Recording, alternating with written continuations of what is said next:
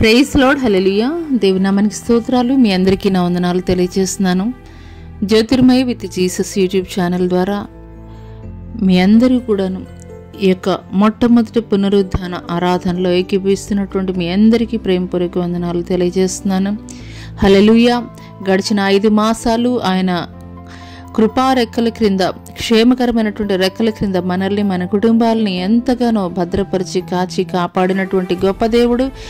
మరి ఒక నూతనమైనటువంటి మాసములోనికి అడుగు పెట్టడానికి దేవుడిచ్చినటువంటి కృపను బట్టి దేవునికే స్తోత్రాలు, స్తుతులు చెల్లిద్దాము. ఈ యొక్క శ్రేష్టమైనటువంటి సమయంలో దేవాది దేవుడు, పరిశుద్ధాత్ముడు మనకు సహాయకుడిగా ఉండాలని కొద్ది నిమిషాలు వాక్య భాగంలోనికి వెళ్ళబోయే ముందు ప్రార్థన చేసుకుందాం. స్తోత్రములు స్తోత్రములు స్తోత్రములు అయినా మహాపరిశుద్ధుడ, మహాగణుడ, గొప్ప దేవా, నీకే వేలాది కోట్ల వందనాలు, స్తుతులు, స్తోత్రాలు చెల్లిస్తున్నాం తండ్రి. ఎన్నిక లేని వారము, అయోగ్యులం అయినప్పటికీ కూడా తండ్రి ప్రభా, అయ్యా నీ కృప ద్వారా మమ్మల్ని భద్రపరిచి కాచి కాపాడి తండ్రి మరి ఒక శ్రేష్టమైనటువంటి అయా తండ్రి పునరుద్ధాన ఆరాధనలోనికి తండ్రి ప్రభా, అయా మమ్మల్ని సజీవ లెక్కలో ఉంచినటువంటి గొప్ప దేవానికే స్తుతులు, స్తోత్రాలు అయినా నా తండ్రి ప్రభా. నీ రాకడ బహు సమీపముగా ఉన్నదని తండ్రి ప్రభా, అంతటా అన్ని చోట్ల కూడా తండ్రి సూచక క్రియలు మేము చూచుచున్నాం అయ్యా తండ్రి. అయా తండ్రి సిద్ధపాటు కలిగి ఉన్నటువంటి వారిగా ఉండటకు కృప చూపించండి అయ్యా. మీకు స్తోత్రాలు, మీకు వందనాలు చెల్లిస్తున్నాం నాయన నా తండ్రి ప్రభా. ఇదిగో నాయన ప్రకటన గ్రంథ ధ్యానముల ద్వారా తండ్రి ప్రభా, గత కొన్ని వారాల నుండి మీరు మాతో మాట్లాడుతున్నటువంటి అయా విధానాన్ని బట్టి మీకు వందనాలు, స్తుతులు, స్తోత్రాలు చెల్లిస్తున్నాం తండ్రి.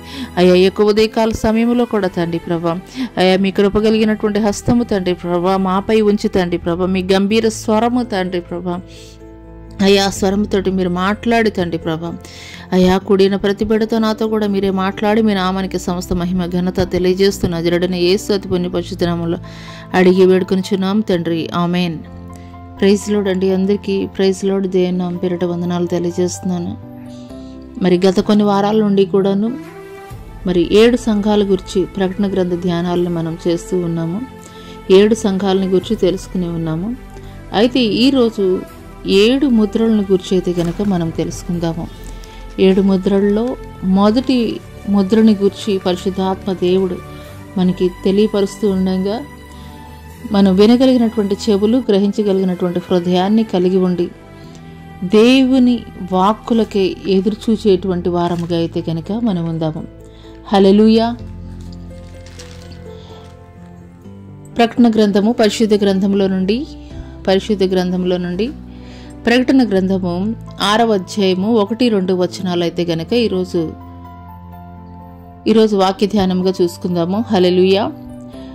ఆ గొర్రె పిల్ల ఆ 7 ముద్రల్లో మొదటి దానిని విప్పినప్పుడు నేను చూడగా ఆ 4 జీవులలో ఒకటి రమ్ము అని ఉరుము వంటి స్వరముతో చెప్పుట వింటిని.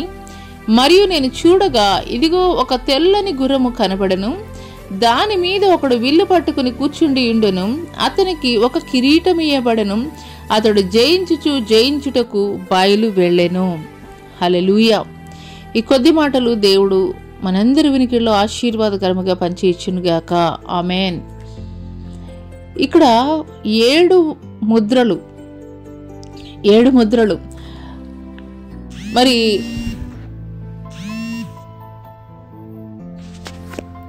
4వ అధ్యాయంలో చూసుకున్నట్లయితే, 4వ అధ్యాయంలో ప్రకటన గ్రంథం 4వ అధ్యాయంలో కనుక మనం చూసుకున్నట్లయితే అక్కడ ఒక మాట రాయబడి ఉంటుంది.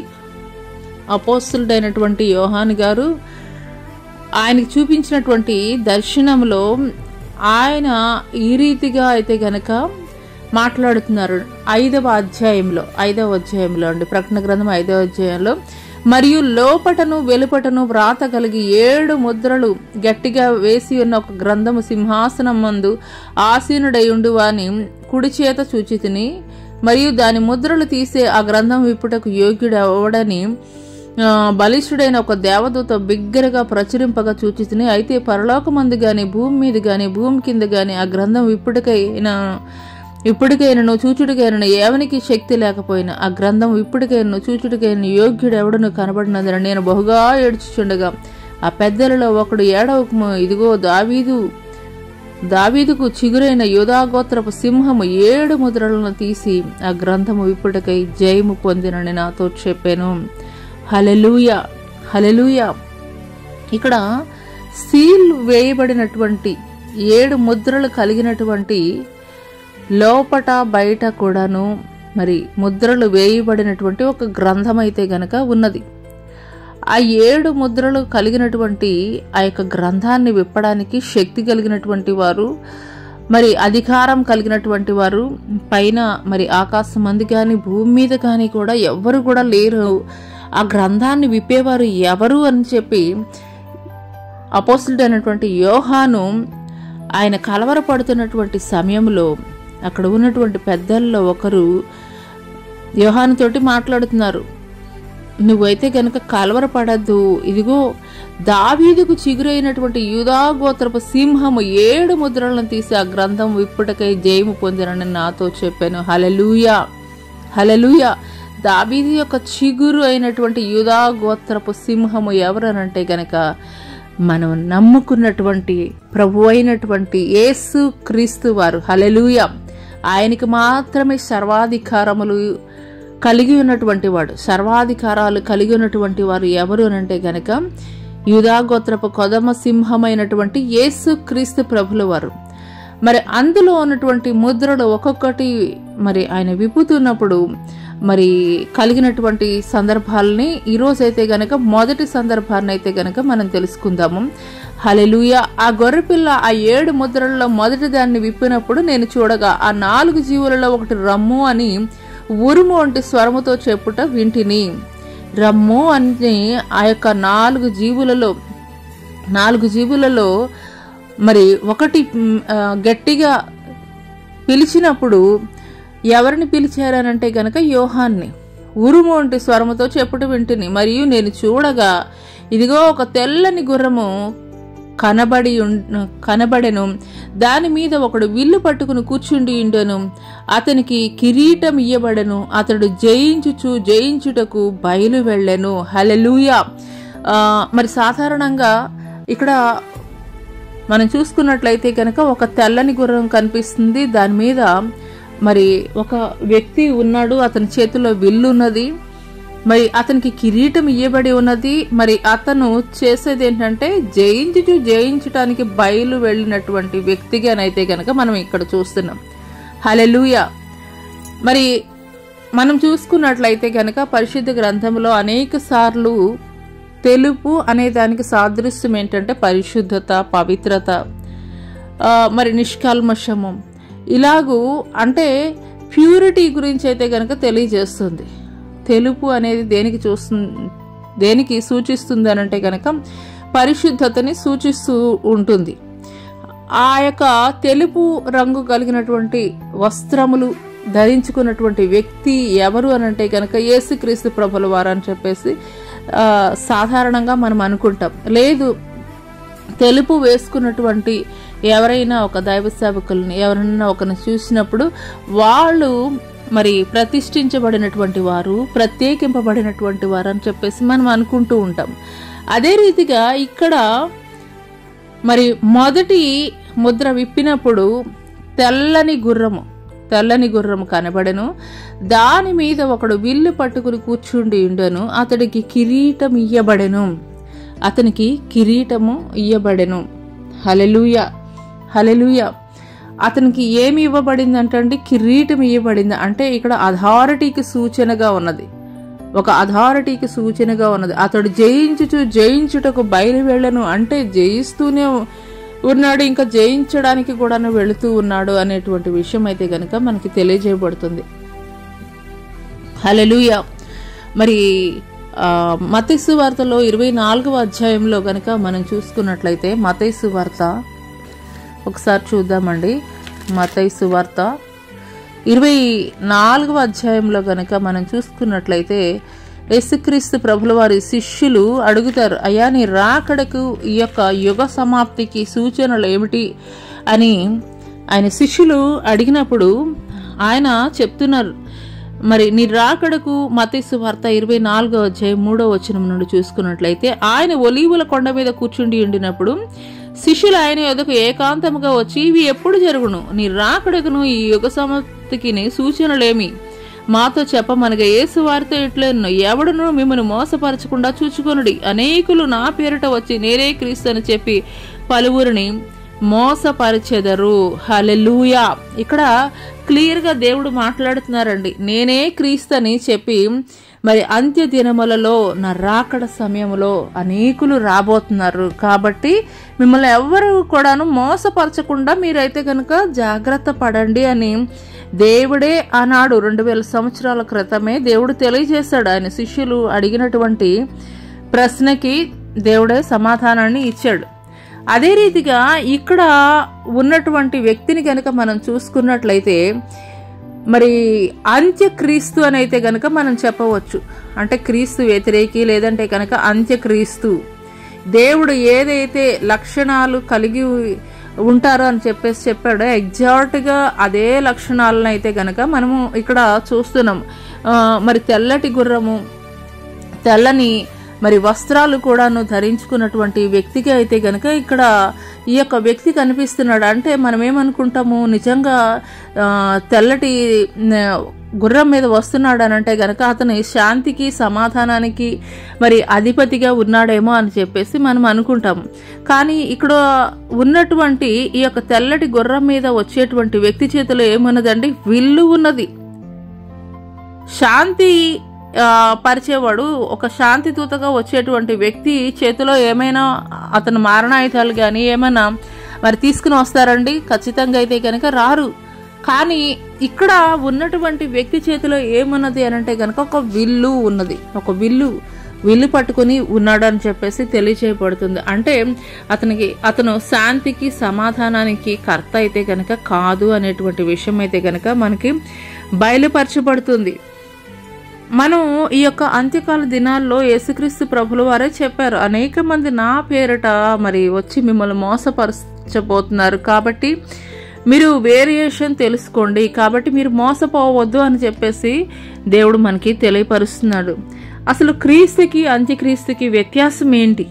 అసలు క్రీస్తుకి అంత్యక్రీస్తుకి ఉండేటువంటి వ్యత్యాసం ఏంటి అని చెప్పేసి మనం తెలుసుకోవాలనుకుంటే ప్రకటన గ్రంథము 19వ అధ్యాయము 11వ వచనంలో కనుక మనం చూసుకున్నట్లయితే, మరియు పరలోకం తెరవబడి ఉండుట చూచి తిని, అప్పుడు ఇదిగో తెల్లని గుర్రం ఒకటి కనబడను, దాని మీద కూర్చుండి ఉన్నవాడు నమ్మకమైన వాడును సత్యవంతుడును అను నామము గలవాడు, ఆయన నీతిని బట్టి విమర్శ చేయుచు యుద్ధము జరిగించుచున్నాడు. హల్లెలూయా.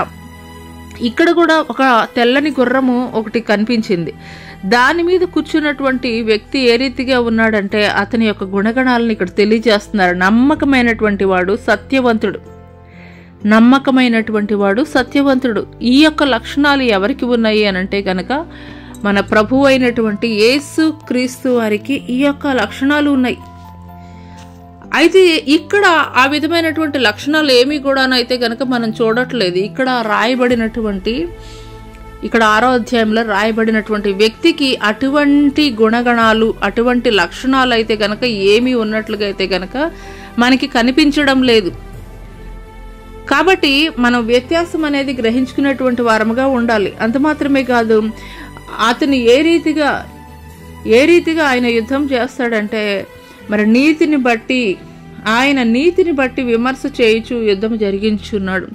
ఆయన నీతిని బట్టి చేసేటువంటి వాడిగా ఉన్నాడు. నీతిని బట్టి యుద్ధం చేసేటువంటి వాడిగా ఉన్నాడు. హల్లెలూయా, హల్లెలూయా. మరి ఈ దినాల్లో కూడాను మనం అనేక మంది మరి అబద్ధమైనటువంటి బోధకుల్ని, ప్రవక్తల్ని కూడా మనం చూస్తూ ఉన్నాము. మనం గ్రహించుకునేటువంటి వారముగా ఉండాలి. చాలామంది చెప్పేది ఏంటంటే మరి ప్రవక్తలు కానీ లేదంటే కనుక బోధకులు కానీ మరి బెరయా సంఘస్థులు, అపోస్తులు వారికి బోధిస్తున్నటువంటి ఆ యొక్క తరంలోనే వారు మరి గ్రంథాలు పరిశీలించి తెలుసుకునేటువంటి పరిస్థితుల్లో ఉండేవారనే లేఖనంలో తెలియచేయబడుతుంది. మరి మనము మరి అబద్ధ బోధకులు ఎవరు, లేదంటే అబద్ధంగా మనకి బోధిస్తున్నది ఎవరు, కపటమైనటువంటి పరిస్థితుల్లోనికి మనల్ని నెట్టివేస్తున్నటువంటి వారు ఎవరు అని మనం గ్రహించుకోవాలి అని అంటే కనుక మనం చేయవలసింది ఒకటే, ప్రతి దినము కూడా పరిశుద్ధ గ్రంథాన్ని మనం చదివేటువంటి వారముగా ఉండాలి.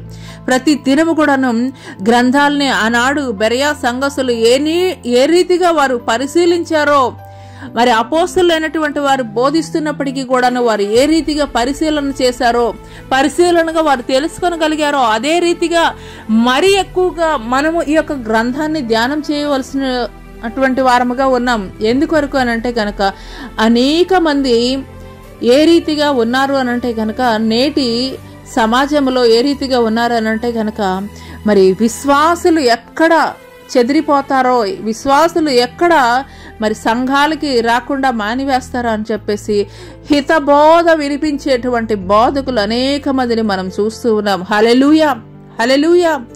ఒక కుమారుడిని తల్లిదండ్రులు వారి గద్దించకుండా ఆ కుమారుడి యొక్క మనసు ఏమైనా గాయపడుతుంది, అతను బాధపడతాడు అని చెప్పేసి మరి ఎన్ని పొరపాట్లు చేసినా, ఎన్ని తప్పులు చేసినా కానీ వారిని సమర్థిస్తూ వస్తున్నారనుకోండి, ఒకానొక సమయంలో మరి ఇంట్లో లేదంటే తల్లిదండ్రుల దగ్గర దొంగతనం చేసేటువంటి ఆ కుమారుడు ఒకానొక సమయంలో ఒక మరి గజ దొంగగా మారిపోయినటువంటి పరిస్థితుల్లో మరి పోలీసు వారు తీసుకుని వెళ్ళి కొడుతున్నటువంటి సమయంలో మరి అప్పుడు బాధపడే ఉపయోగం లేదు, అప్పుడు బాధపడే ఉపయోగం లేదు.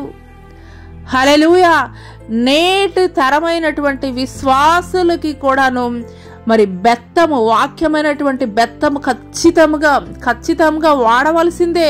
బోధకులైనటువంటి వారు వాక్యమైనటువంటి బెత్తాన్ని ఖచ్చితంగా ఉపయోగించవలసిందే.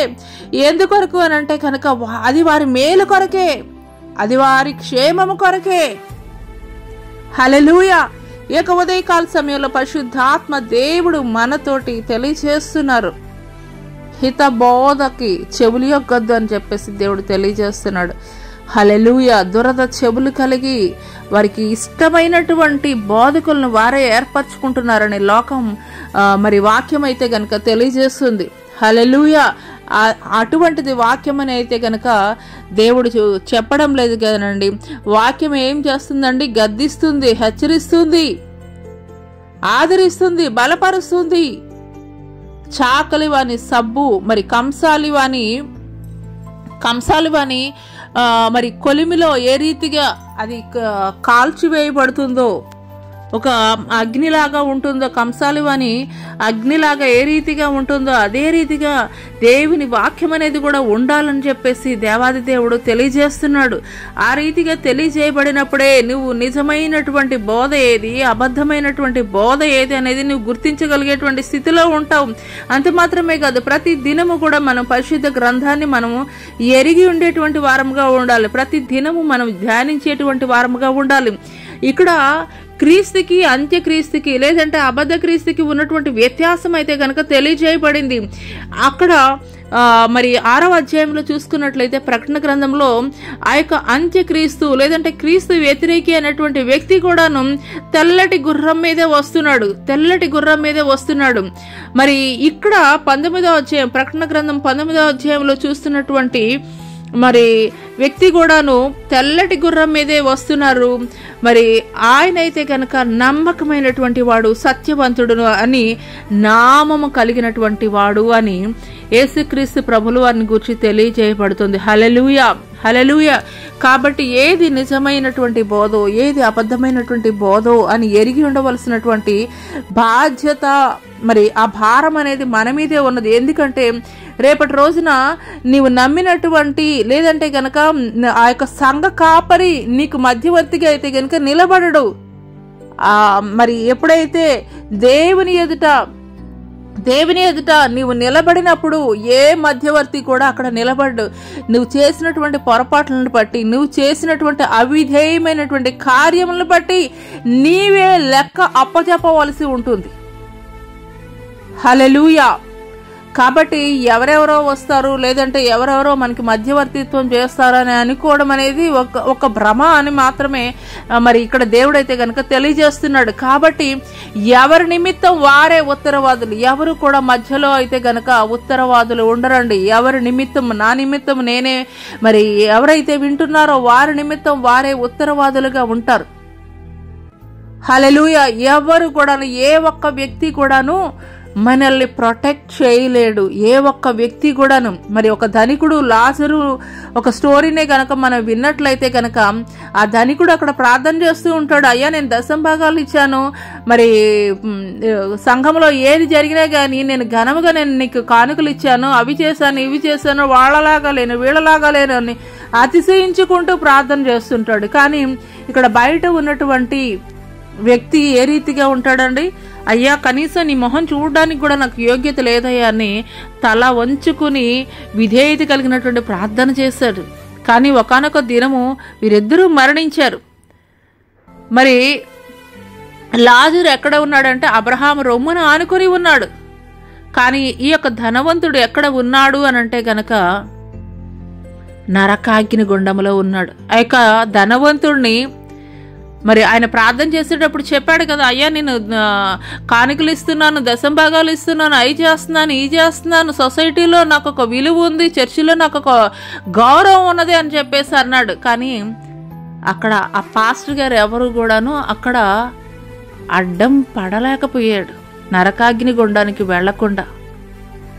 హల్లెలూయా. ఈ స్టోరీ ద్వారా దేవుడు మనకి తెలియజేసేది ఒక్కటే, ఎవరి నిమిత్తం వారే ఉత్తరవాదులు, ఎవరికి ఎవరు కూడాను బాధ్యులు అనేది మాత్రం కరెక్ట్ కాదు అని దేవుని వాక్యం ఖండితముగా తెలియజేస్తుంది. హల్లెలూయా. కాబట్టి ఆయన రాకడ సమయంలో ఆయన రాకడ సూచనలు ఏదైతే మత్తయి సువార్తలో ఆయన ఒలీవల కొండ మీద కూర్చున్నప్పుడు ఏదైతే రాకడ సూచనలు తెలియజేశారో అవి సమస్తము కూడా యుద్ధములు, యుద్ధ సమాచారాలు, భయంకరమైనటువంటి భూకంపాలు, కరువులు అన్నీ కూడా మనం చూస్తూనే ఉన్నాం. అంటే ఆయన గుమ్మంలోనే నిలవబడి ఉన్నారు, ఆయన గుమ్మంలోనే వేచి ఉన్నారు. కాబట్టి నిర్లక్ష్య స్వభావాన్ని విడిచిపెట్టేయాలి, దురద చెవులను విడిచిపెట్టేయాలి, హిత బోధకు చెవి ఎగ్గేటువంటి చెవులని విడిచిపెట్టాలి. ఇప్పటికైనా కానీ దేవుడు అదే మన నుండి కోరుకుంటున్నాడు. హల్లెలూయా. రేపు ఆ యొక్క తీర్పు దినము రోజున నువ్వు నరకాగ్ని గుండానికి నెట్టివేయబడకుండా ఉండాలి అనంటే గనక ఆనాడు ధనవంతుడు అడుగుతాడు కదా, అయ్యా ఒక్కసారి భూమి మీద ఉన్నటువంటి నా సహోదరులకి నేను సువార్త ప్రకటించి వస్తానన్నప్పుడు లేదు ఒక్కసారి ఇక్కడికి వచ్చిన తర్వాత మరలా వెళ్ళేటువంటి అవకాశమే లేదని చెప్పేసి తెలియజేస్తున్నాడు. హల్లెలూయా. ఏక ఉదయకాల సమయంలో ఈ మాటల ద్వారా దేవుడు మనలకి కూడా హెచ్చరిక చేస్తున్నాడు. ఈ భూమి మీద ఉన్నప్పుడే ఏదైనా మనం సరి చేసుకోవాల్సింది, లేదంటే కనుక మనం మార్చుకోవాల్సింది ఏదైనా ఉంటే కనుక ఈ భూమి మీదే, ఈ భూమి ఒక్కసారి విడిచామనంటే కనుక మనం సరి చేసుకోవడానికి ఏది ఉండదు. అయ్యా నేను కరెక్ట్ చేసుకుంటానని అక్కడ ఆ రోజున ఆయన ఎదుట మనం ఎంత ఏడ్చినా గాని ప్రయోజనం లేదు. హల్లెలూయా. హల్లెలూయా. ఆనాడు నోవహు దినములలో 120 సంవత్సరాలు ప్రకటించినప్పటికీ కూడాను ఏ ఒక్క వ్యక్తి కూడాను మారనటువంటి వ్యక్తిగా ఉన్నాడు, రాతి హృదయం కలిగినటువంటి వారిగా ఉన్నారు. నోవహుని మరి ఎందుకు పనికిరానటువంటి వాడిగా వారు జమ కట్టారు. కానీ దేవుడు ఏదైతే చెప్పాడో ఆ దినం రానే వచ్చింది. నోవహు ద్వారా తయారు చేయబడినటువంటి ఆ యొక్క ఓడలోనికి వారి కుటుంబం అంతటా వెళ్ళింది. జల ప్రళయం సమస్త జనులని కూడాను ముంచివేసింది. హల్లెలూయా. ఈ యొక్క దినాల్లో కూడా అదే రీతిగా ఉన్నది. సత్య సువార్త ప్రకటిస్తుంటే వారు వెర్రివాళ్ళు పిచ్చివాళ్ళు లాగా జనాలకి కనిపిస్తున్నారు. హల్లెలూయా. ఆనాడు నోవహు దినములలో 120 సంవత్సరాలు మాత్రమే ప్రకటించబడింది. కానీ ఈనాడు 2025 సంవత్సరాల నుండి కూడా సువార్త వెదజల్లబడుతూనే ఉన్నది.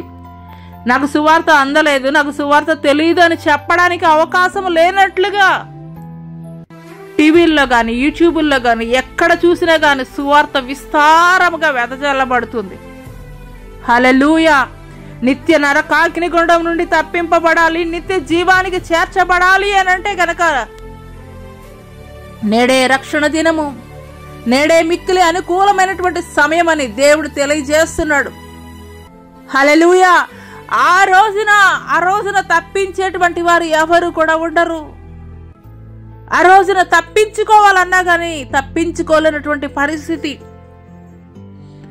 ఆ పరిస్థితి రాకూడదు అనుకుంటే భూమి మీదే సిద్ధపాటు, భూమి మీదే సమస్తము కూడా మనం సరి చేసుకోవాల్సినవి, విడిచిపెట్టాల్సినవి, వదిలివేయాల్సినవి ఏవైతే ఉన్నాయో దేవునికి ఆయాసకరమైనటువంటి ప్రతి మార్గాల్ని కూడా మనం సరి చేసుకున్నటువంటి వారముగా ఉండాలి.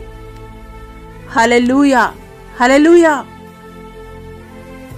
ఇక్కడ దేవాది దేవుడు తెలియజేస్తున్నాడు, క్రీస్తుకి క్రీస్తుకి మరి క్రీస్తు విరోధికి మరి వ్యత్యాసం ఏంటనేది మనమైతే గనక గ్రహించుకోవాలి. మొదటిది. రెండవది ఏంటంటే వాక్యమునకు విరోధమైనటువంటి క్రమాన్నే మరి నేటి దినాల్లో కూడా మనం చూస్తున్నాము. ఇందాక మాట్లాడుకున్నట్లుగా మరి తెస్సలోనికీయులకు రాసినటువంటి పత్రిక 2వ అధ్యాయం 4వ వచనంలో గనక మనం చూసుకున్నట్లయితే ఆ యొక్క అంత్యక్రీస్తు వచ్చిన తర్వాత జరిగేది ఏమిటి అనంటే గనక ఏది దేవుడు అనబడనో, ఏది పూజింపబడనో దాన్నంతటిని ఎదిరించుచు దాన్నంతటి పైగా వాడు తన్ను తానే హెచ్చించుకొనుచు తాను దేవుణ్ణని తన్ను కనపరుచుకొనుచు దేవుని ఆలయంలో కూర్చుండని గనక ఏ విధమునైనను ఎవడును మిమ్మను మోసపరచనీయకుడి. హల్లెలూయా. ఆ యొక్క అంత్యక్రీస్తు వచ్చినప్పుడు ఏ రీతిగా ఉంటుందనేది దేవుడు తెలియజేస్తున్నాడండి. హల్లెలూయా. ఏది దేవుడు అనబడనో, ఏది పూజింపబడనో దాని అంతటిని కూడా ఎదిరించి దానంతటికి పైగా నేనే దేవుడని సీజర్ చక్రవర్తి ఏ రీతిగా అంతిపా అనేటువంటి ఆ యొక్క దైవ సేవకుడు మరి 7 churches లో మనం చూస్తాము, నన్ను తప్ప మరి వేరొకరిని ఎవరిని కూడా మీరు సేవించకూడదు, పూజించకూడదు అని చెప్పి ఆ యొక్క చక్రవర్తుల ప్రతిమల్ని సేవించాలని చెప్పి వారు ఒక రూల్ అయితే గనక తీసుకుని వచ్చారు. ఆ రూల్ని బ్రేక్ చేస్తున్న ఎవరినైనా సరే కఠినమైనటువంటి శిక్షలు కఠినంగా వారు శిక్షించేవారు, లేదంటే చంపేసేవారు. అటువంటి భయంకరమైనటువంటి పరిస్థితులు ఆనాటి కాలంలో చూసాము. మరలా దేవుడు రానయ్యున్నటువంటి ఈ యొక్క అంత్యకాల దినములలో కూడా జరగబోతున్నాయి అని దేవుడు ఈ మాటల ద్వారా దేవుడు మనకి హెచ్చరిక చేస్తున్నాడు. హల్లెలూయా, హల్లెలూయా. మరి ఆ యొక్క క్రీస్తు వ్యతిరేకి పాప పురుషుడు వచ్చినప్పుడు ఏం జరుగుతుందంటే ఏదైతే దేవుడు అనబడుతుందో, ఏది పూజింపబడుతుందో దాని అంతటిని కూడా ఎదిరిస్తాడంట ఆ యొక్క క్రీస్తు విరోధి. మరి దాని అంతటికి కూడా పైగా తను తానే హెచ్చించుకొంచు తానే దేవుడిని మరి తనకి తానే హెచ్చించుకుంటాడంట. అంత మాత్రమే కాదు, దేవుని ఆలయంలో కూర్చుండని గనక ఏ విధమైన ఎవడైనా మిమ్మల్ని మోసపరచనీయకుడి. హల్లెలూయా. దేవుడంటే మీరు పెట్టుకునే ఏ ఒక్కరు కూడా కాదు, నేనే దేవుణ్ణి, నన్ను మాత్రమే పూజించండి అని చెప్పి దేవాలయంలో వెళ్ళి కూర్చుంటాడంట. హల్లెలూయా, హల్లెలూయా. మన పితరుల జీవితాల్లో ఏ రీతిగా జరిగిందో అదే రీతిగా రానున్న దినాల్లో కూడా జరగబోతున్నాయని దేవుడు హెచ్చరిక చేస్తున్నాడు. హల్లెలూయా. రానున్న దినాల్లో కూడా వాక్యానికి విరోధమైనటువంటి క్రమం జరగబోతుంది. దేవుడు చెప్తున్నాడు, నేను తప్ప వేరొక దేవుడు లేడు, పైన ఆకాశం అందే గాని, క్రింద భూమి అందే గాని, భూమి కింద నీళ్ళ అందే గాని వేరొక దేవుడు లేడు అని దేవుడు తెలియజేస్తుంటే ఈ యొక్క క్రీస్తు విరోధి లేదంటే కనుక క్రీస్తు వ్యతిరేకమైనటువంటి ఈ యొక్క వ్యక్తి ఏమని చెప్తున్నాడండి, ఏదైతే దేవుడు అని చెప్పేసి అంటున్నారో మరి ఎవరినైతే పూజించ అర్హుడు అని చెప్పేసి మనం ఇప్పటి వరకు అనుకుంటున్నామో మరి వారందరినీ కూడా మరి ఆ దేవుణ్ణి పక్కన పెట్టేసి నేనే దేవుణ్ణి, నన్ను మాత్రమే మీరు పూజించాలి అని దేవునికి వ్యతిరేకముగా నిలబడేటువంటి పరిస్థితులు రాబోతున్నాయి. జాగ్రత్త సంగమా. ఎందుకు దేవుడు ఈ మాటల ద్వారా మనల్ని హెచ్చరిక చేస్తున్నాడు అని అంటే గనక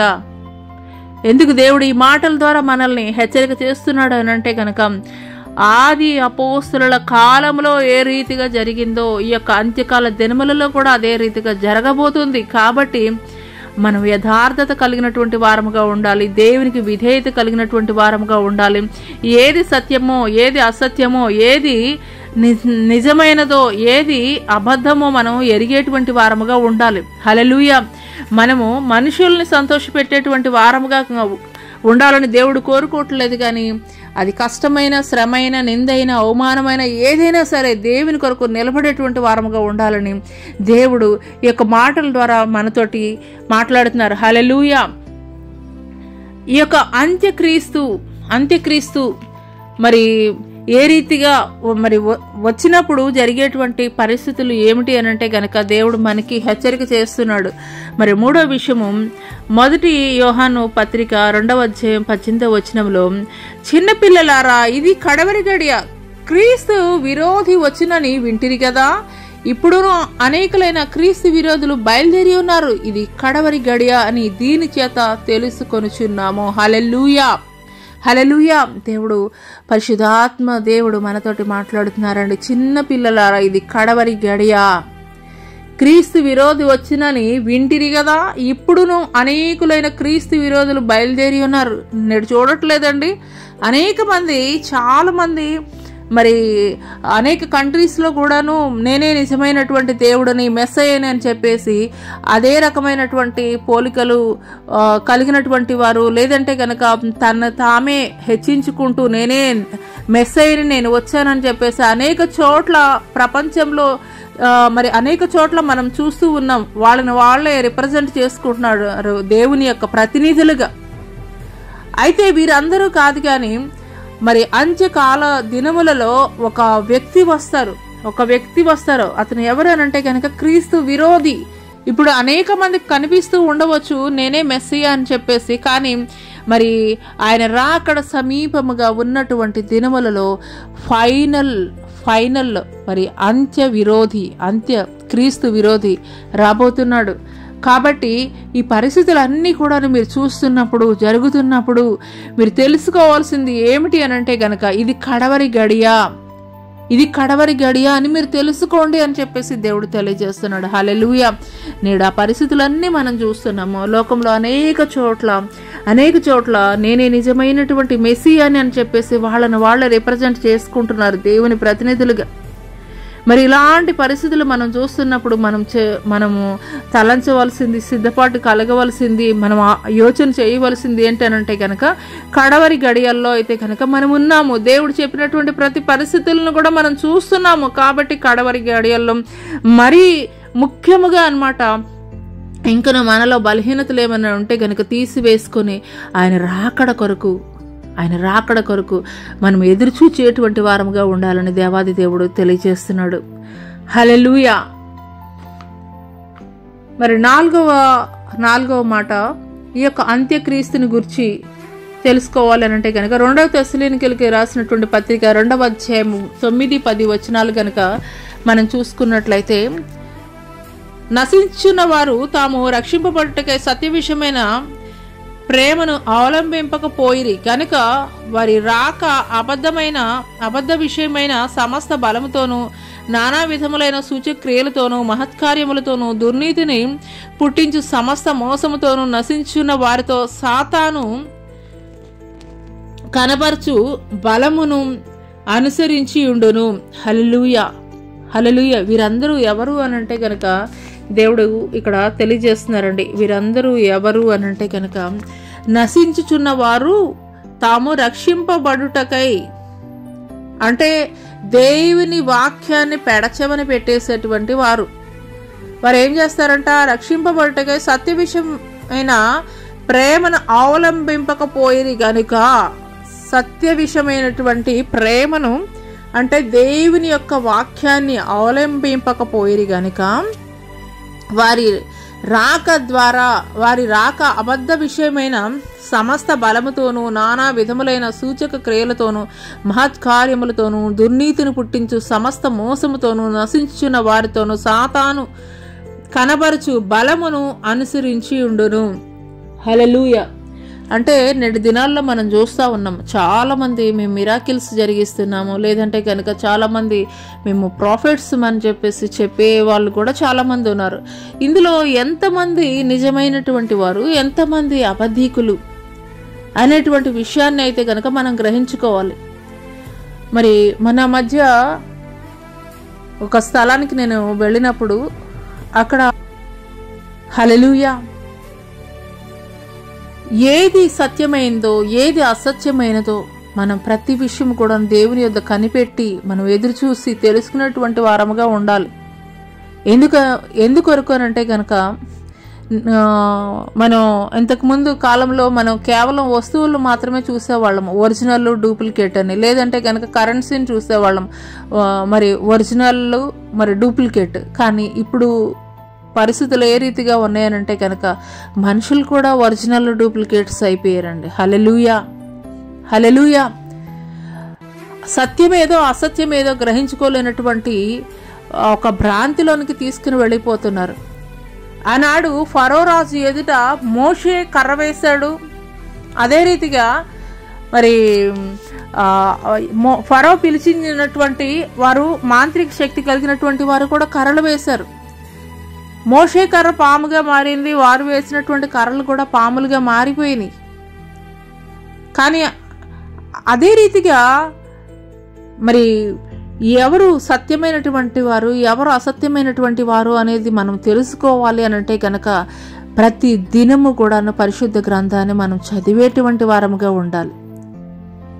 ఒక వ్యక్తితోటి ప్రతిదినం మనం మాట్లాడుతున్నప్పుడే కదండి ఆ వ్యక్తి యొక్క ఆంతరంగం ఏంటనేది మనకి తెలిసేది. అదే రీతిగా ప్రతిదినము మనం దేవునితోటి మనం సంభాషించేటువంటి అనుభవాన్ని మనం కలిగి ఉన్నప్పుడు ప్రతిదినం పరిశుద్ధ గ్రంథాన్ని అంటే ఆయన హృదయాన్ని మనం తెలుసుకోగలిగేటువంటి స్థితిలో మనం ఉన్నప్పుడు ఆయన ఆలోచనలు ఏంటి, ఆయన తలంపులు ఏంటి, ఆయన ఉద్దేశాలు ఏంటి, మన పట్ల ఆయన ప్రణాళికలు ఏంటి, లేదంటే కనుక దేవుడు మాట్లాడితే ఏ రీతిగా మాట్లాడతాడు అనేటువంటి క్లియర్ కట్ విషయాలన్నీ కూడా మనకు బయలుపరచబడతాయి.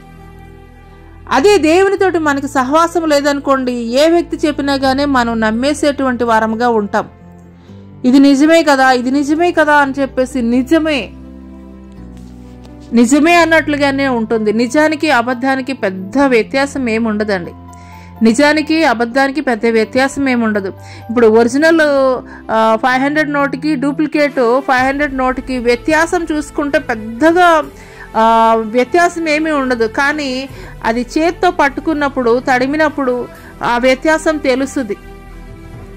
దగ్గరగా చూసినప్పుడు మాత్రమే వ్యత్యాసం తెలుస్తుంది. అదే రీతిగా ప్రభువుకు మనం సమీపంగా ఉండేటువంటి వారముగా ఉండాలి. ప్రభువుని మనము ఆయన్ని మనం హత్తుకునేటువంటి వారముగా ఉండాలి. ఆ రీతిగా మనం ఉన్నప్పుడే నిజమైనది బోధ ఏది, అబద్ధమైనటువంటి బోధ ఏది అనేది మనకి తెలుస్తుంది. హల్లెలూయా హల్లెలూయా. కొన్ని స్కూల్స్లో లేదంటే కనుక చిన్నపిల్లలు కొన్ని గేమ్స్ ఆడుతూ ఉంటారు. వాళ్ళకి కళ్ళగంతలు కట్టి మరి నీ ట్రూ ఫ్రెండ్ ఎవరు, లేదంటే కనుక మీ మమ్మీ ఎవరు అని చెప్పేసి వాళ్ళని టచ్ చేస్తున్నప్పుడు వాళ్ళు 1 by 1 టచ్ చేస్తూ ఉంటారు. వాళ్ళు కళ్ళగంతలు కట్టుకుని వాళ్ళ తల్లి స్పర్శ ఏంటనేది తెలుసుకున్నట్లయితే కనుక ఖచ్చితంగా ఐడెంటిఫై చేస్తారు. అదే రీతిగా ప్రతి దినము కూడాను దేవుని మాటలను వింటూ ప్రతి దినము దేవుడితోటి సహవాసం చేస్తూ ఆయన్ని హత్తుకునేటువంటి అనుభవం నువ్వు కలిగి ఉంటే నువ్వు ఎక్కడ ఏ మాట విన్నా కానీ ఇది దేవుని మాట లేదంటే కనుక వెలుగుదూత మాట అనేది నువ్వు గ్రహించుకోగలవు. హల్లెలూయా హల్లెలూయా. ఈ యొక్క అంత్యకాల దినములలో అదే రీతిగా ఉన్నదండి. 2 కొరింథీయులకు రాసినటువంటి పత్రిక 4వ అధ్యాయం 4వ వచనంలో మరి ఈ రీతిగా అయితే కనుక తెలియజేయబడుతుంది. దేవుని స్వరూపి అయిన క్రీస్తు మహిమను కనపరచు సువార్త ప్రకాశము వారికి ప్రకాశింపకుండు నిమిత్తము ఈ యుగ సంబంధమైన దేవత అవిశ్వాసులైన వారి మనోనేత్రములకు గుడితనము కలగజేసను. హల్లెలూయా హల్లెలూయా. అవునండి, ఈ యొక్క యుగ సంబంధమైనటువంటి దేవత ఏం చేస్తుంది అనంటే చాలామంది విశ్వాసులకి గుడ్డితనాన్ని కలుగజేసింది. వారి యొక్క మాటలు కానీ వారి యొక్క చెవులు కానీ ఏ రీతిగా ఉన్నాయనంటే ఎంతసేపు కూడాను ఏమాత్రం నొప్పించినటువంటి వాక్యమే వారి చెవులకి ఇంపుగా ఉంటుంది. గద్దించేటువంటి వాక్యము, గద్దించేటువంటి మాట ఎప్పుడు కూడాను వారికి సహించేదిగా ఉండదు. హల్లెలూయా ఈ యొక్క అంత్యకాల దినములలో క్రీస్తు వ్యతిరేకి యొక్క లక్షణాలు ఏమిటి అని అంటే గనక కంప్లీట్గా దేవునికి వ్యతిరేకంగా ఉండబోతున్నాయని తెలియజేస్తున్నాడు. మొదటిది, క్రీస్తుకి అంత్యక్రీస్తుకి వ్యత్యాసం ఏంటనేది మనం ఎరిగి ఉండేటువంటి వారముగా ఉండాలి. హల్లెలూయా. తర్వాత రెండవ విషయం ఏంటంటే, వాక్యానికి అనుకూలమైనటువంటి బోధగా ఉందా లేదంటే వాక్యానికి విరుద్ధమైనటువంటి బోధగా ఉన్నదా అనేటువంటి విషయాన్ని అయితే గనక గ్రహించుకోవాలి. మూడవది ఏంటంటే గనక మరి కడవరి గడియ ఏ రీతిగా ఉండబోతుంది. ఈ యొక్క అంత్యకాల దినముల్లో అనేక మంది క్రీస్తు విరోధులు వస్తున్నారు. ఫైనల్గా ఒక క్రీస్తు రాబోతున్నారు, అంత్యక్రీస్తు. మరి ఈ యొక్క దేశాలన్నీ కూడాను ఒక కూటమిగా ఏర్పడి అందులో నుండి వన్ రూల్గా అయితే గనక చేయబోతున్నారు వరల్డ్ వైడ్ మొత్తం కూడాను. అతనే మనం చూస్తున్నాము. అంతటా అన్ని చోట్ల యుద్ధ సమాచారాలు, అల్లకల్లోలమైనటువంటి పరిస్థితి ప్రపంచం అంతటా కూడా చూస్తున్నప్పుడు అప్పుడు ఒక వ్యక్తి వస్తాడు. ఆ వ్యక్తి శాంతి అని చెప్పేసి మరి ఆ యొక్క తెల్లటి గుర్రం మీద వస్తూ ఉన్నప్పుడు మరి ఇక్కడ భూలోకంలో ఉన్నటువంటి ప్రజలందరూ అనుకుంటారు, అబ్బా ఎంత అశాంతితోటి మనం ఉన్నాము కదా, ఈ యొక్క తెల్లటి గుర్రం మీద వస్తున్నటువంటి వ్యక్తి మనకి శాంతిని ఇస్తాడు, మనకి సమాధానాన్ని ఇస్తాడు, మనకి నెమ్మదిని ఇస్తాడని చెప్పేసి మనం అనుకుంటూ ఉంటాము. కొంతకాలము అదే రీతిగా పరిపాలన చేస్తాడు, అంటే సుమారు 3.5 సంవత్సరాలు. ఆ తర్వాత అతను ఎప్పుడైతే దేవునికి వ్యతిరేకమైనటువంటి కార్యకలాపాలు జరిగిస్తూ మరి దేవునికి విరోధంగా, అంటే దేవుని యొక్క ఆలోచనలకు విరోధముగా ఎప్పుడైతే అతను ప్రవర్తిస్తూ దేవుని మందిరంలో కూర్చొని మరి నన్నే మీరు సేవించాలని చెప్పేసి ఎప్పుడైతే అతను డిక్లేర్ చేస్తాడో అప్పుడు ఆ యొక్క ఇజ్రాయేలీల యొక్క మనోనేత్రాలు తెరవజేయబడతాయి. హల్లెలూయా, హల్లెలూయా. ప్రస్తుతము అవన్నీ కూడా పరిస్థితుల్ని మనము అనేక మంది ఆయన పేరిట వస్తున్నారు, నేనే క్రీస్తునని, నేనే మెస్సయ్యనని అనేక మంది చెప్తూ ఉన్నారు, మనం చూస్తూ ఉన్నాం. ఇవన్నీ మనం చూస్తున్నప్పుడు మనం తెలుసుకోవాల్సింది ఒకటి ఏంటంటే, మనం కడవరి గడియల్లో ఉన్నాము అనేటువంటి విషయాన్ని అయితే మనం మర్చిపోకూడదు. చివరిగా ఏంటంటే మనము అది దేవుని యొక్క బోధ లేదంటే గనక దేవునికి విరోధమైనటువంటి బోధ అనేటువంటి విషయాన్ని అయితే గనక మనం తెలుసుకోవాలి. ఎందుకొరకు అనంటే గనక ఈ యుగ సంబంధమైనటువంటి దేవత వారి మనోనేత్రాలకి గుడ్డితనాన్ని కలగజేసిందని లేఖనం తెలియజేస్తుంది. హల్లెలూయా. అటువంటి అంధత్వంలో అయితే గనక నేడు ప్రపంచం ఉన్నది. మరి ముఖ్యంగా చూసుకున్నట్లయితే మరి ఆ యొక్క యెరూషలేం ప్రాంతంలో, ఇజ్రాయెల్ ప్రాంతంలో స్వయంగా యేసుక్రీస్తు ప్రభుల వారే 33.5 సంవత్సరాలు ఆయన నడయాడి మరి అనేకమైనటువంటి అద్భుతాలు, ఆశ్చర్య కార్యాలు ఆయన ప్రజలైనటువంటి వారి మధ్య జరిగించినప్పటికీ కూడాను వారు అయితే గనక ఒక రబ్బూనీగా మాత్రమే, ఒక బోధకుడిగా మాత్రమే ఆయన చూస్తున్నారు యేసుక్రీస్తు ప్రభుల వారిని. మెస్సియా వస్తాడు, మా కొరకు మెస్సియా వస్తారని చెప్పేసి మెస్సియా కోసం వారు ఎదురు చూస్తున్నారు. హల్లెలూయా. ఈ యొక్క అంత్యక్రీస్తు మరి వరల్డ్ వైడ్ మొత్తము కూడాను అశాంతి నెలకొల్పబడినటువంటి పరిస్థితుల్లో మరి ఒకానొక వ్యక్తి అయితే వస్తాడు శాంతి అని చెప్పేసి. మరి అప్పుడు వారందరూ కూడాను మరి ఇతను చాలా పీస్ఫుల్గా రూలింగ్ చేస్తాడు. మరి అక్కడ కరెన్సీ కూడాను మరి ఇప్పుడు ప్రపంచంలో ఒక్కొక్క కంట్రీకి ఒక్కొక్క కరెన్సీ ఉంది. అప్పుడు వరల్డ్ వైడ్ మొత్తం కూడాను ఒక్కటే కరెన్సీ రాబోతుంది, ఒక్కటే ఎలక్షన్ రాబోతుంది, ఒక్కరే రూలింగ్ చేయబోతున్నారు. అతనే అంత్యక్రీస్తు, క్రీస్తు విరోధి. హల్లెలూయా.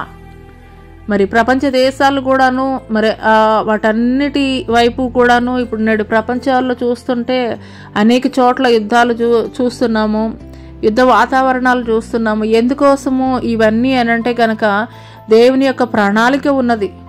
మరి యూదులు చెదరగొట్టబడినటువంటి యూదులందరూ కూడాను ఆ యొక్క ఇజ్రాయెల్ ప్రాంతంలోనికి చేర్చబడాలని. ఇప్పుడు వారు వేరు వేరు దేశాల్లోనికి వెళ్ళిపోయి వారు అక్కడ సేఫెస్ట్గా మాకు ఇక్కడ సేఫ్గా ఉన్నదని చెప్పేసి వారు అనుకుంటూ ఉన్నారు. అక్కడ యుద్ధాలు ఎందుకు చెలరేగబడుతున్నాయి అని అంటే కనుక ఇప్పుడు వారు ఉన్నటువంటి ఆ యొక్క సేఫ్ ప్లేసు, వాళ్ళు ఉన్నటువంటి ఆ యొక్క సేఫ్ ప్లేసు చెదరగొట్టబడితే తప్ప వారు అక్కడ నుండి అయితే కనుక కదలరు. అందుకోసమే దేవుడు యుద్ధాలకు అనుమతింపజేస్తున్నాడు.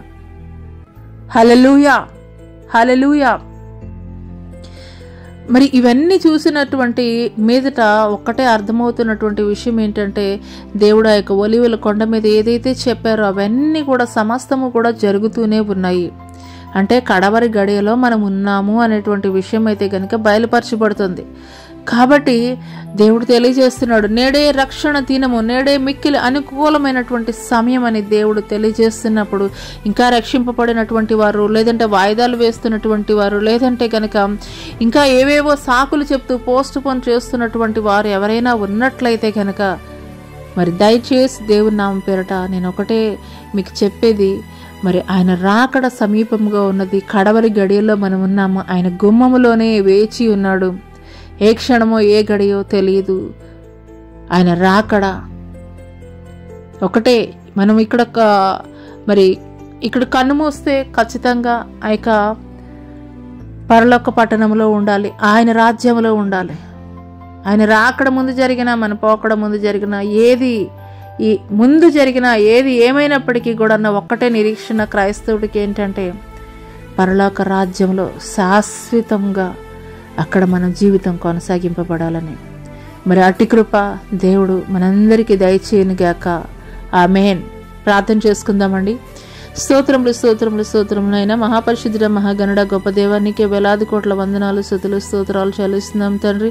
అయ్యా నీకు వందనాలు అయ్యా. అవునయ్యా అయ్యా, మొదటి తండ్రి ముద్ర తెరవబడినప్పుడు నాయన నా తండ్రి ప్రభా క్రీస్తు వ్యతిరేక అయినటువంటి వ్యక్తి నాయన నా తండ్రి తెల్లని గుర్రం మీద తండ్రి ప్రభా అయ్యా విల్లు పట్టుకొని వస్తున్నాడు తండ్రి ప్రభా. అతడు జయించడానికి తండ్రి ప్రభా అధికారం కలిగి ఉన్నాడని రాయబడి ఉన్నదయ్యా. అవునయ్యా తండ్రి ప్రభా, మీరైతే సమస్తాన్ని కూడా మీరు జయించినటువంటి వారిగా ఉన్నారయ్యా. మరణం పైన తండ్రి ప్రభా అయ్యా సమస్తం మీద కూడా మీరు జయించినటువంటి వారు నాయన నా తండ్రి ప్రభా.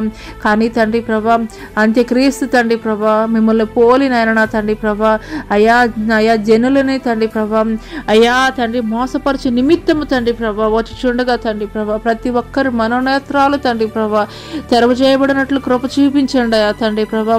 ఇంకను ఆలస్యం జరిగించకు నాయన నా తండ్రి. ఇంకను ఎవరైతే సిద్ధపాటు కలిగి లేరో నాయన నా తండ్రి, ఇంకను వాయిదాలు వేస్తూ ఉన్నారో తండ్రి రక్షణ నిమిత్తం, ఇంకా ఎవరైతే నాయన నా తండ్రి నిర్లక్ష్య స్వభావంతో ఉన్నారో తండ్రి ప్రభా వారు యొక్క హృదయాల్లో కలవరం కలగజేయండి అయ్యా తండ్రి ప్రభా.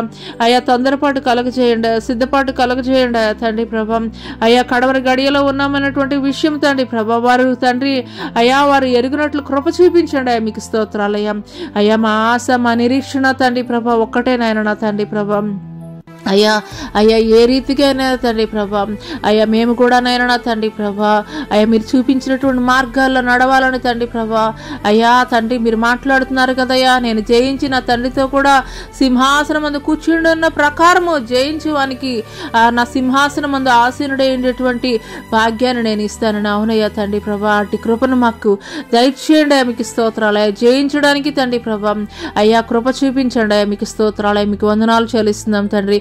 ఈ సమయంలో ఎంతమంది అయితే రోగగ్రస్తులుగా ఉన్నారో, వ్యాధితో ఉన్నారో తండ్రి ప్రభా, బలహీనలుగా ఉన్నారో తండ్రి ప్రభా, వారి యొక్క బాహ్య సంబంధమైనటువంటి ప్రతి బలహీనతల నుండి విడుదల కలగజేసిన ఆయన నా తండ్రి ప్రభా, ఆత్మ సంబంధమైనటువంటి కార్యములను ఆయన నా తండ్రి ప్రభా త్వరితగతిన నాయన నా తండ్రి ప్రభా అయ్యా వారు చేపట్టుటకు కృప చూపించండి అయ్యా. మీకు స్తోత్రాలు, మీకు వందనాలు చెల్లిస్తున్నాం తండ్రి. ఏ ఒక్కరు కూడా తండ్రి నిర్లక్ష్య స్వభావంతో ఉండడానికి వీల్లేదయ్యా.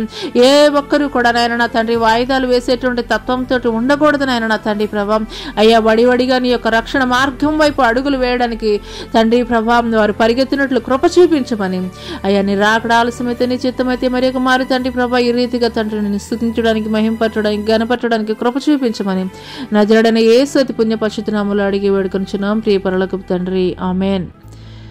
తండ్రి అయినటువంటి దేవుని దయ, కుమారుడైనటువంటి యేసుక్రీస్తు వారి యొక్క కృప, పరిశుద్ధాత్మ యొక్క అన్యోన్య సహవాసమైన సన్నిధి, భూలోకమందు ఉన్న సకల పరిశుద్ధులకు ఈ యొక్క సామాజిక మాధ్యమం ద్వారా ఎంతమంది బిడ్డలైతే వింటున్నారో వారి యొక్క జీవితాల్లో పరిశుద్ధాత్మ దేవుడు నూతనమైనటువంటి కార్యములు జరిగించునుగాక. ఆమెన్. ప్రైజ్ లార్డ్ అండి, అందరికీ ప్రైజ్ లార్డ్.